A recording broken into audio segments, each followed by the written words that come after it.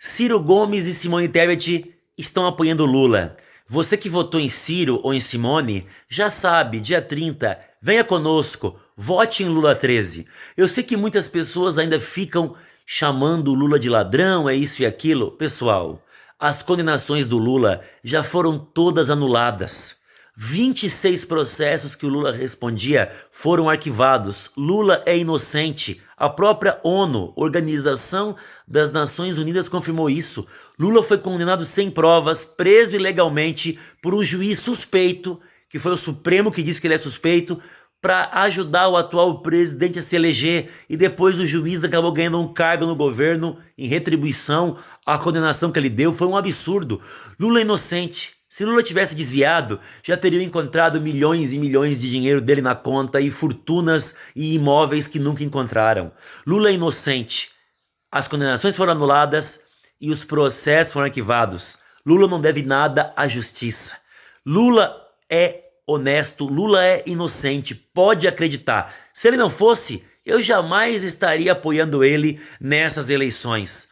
Quem tem que explicar é o Jair Bolsonaro, que comprou 51 imóveis com 26 milhões em dinheiro vivo. Quem tem que explicar a evolução patrimonial acima dos rendimentos dele é a família Bolsonaro.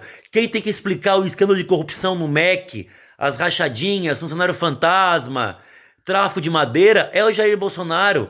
Quem tem que explicar a homenagem ao criminoso miliciano são eles. Quem tem que explicar o porquê que eles trocaram 20 delegados é essa turma do Jair Bolsonaro. O Jair Bolsonaro foi eleito o político corrupto de 2020.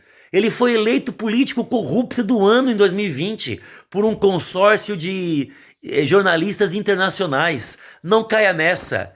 Quem tem que explicar a corrupção é o atual presidente, que de honesto não tem nada. Ele mentiu, ele te enganou. Os corruptos são aqueles que diziam que era honesto. Os honestos são aqueles que você achava que eram corruptos. Lula foi considerado inocente porque as suas condenações foram anuladas. Se foram anuladas, ele é inocente e os seus processos foram arquivados.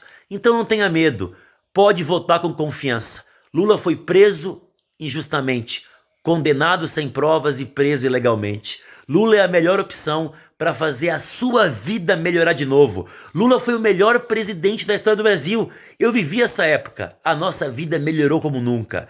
E nos últimos anos a vida do brasileiro piorou por conta desse presidente genocida e incompetente que o Brasil tem. Dia 30 de outubro é 13 governador Décio Lima e 13 Lula presidente.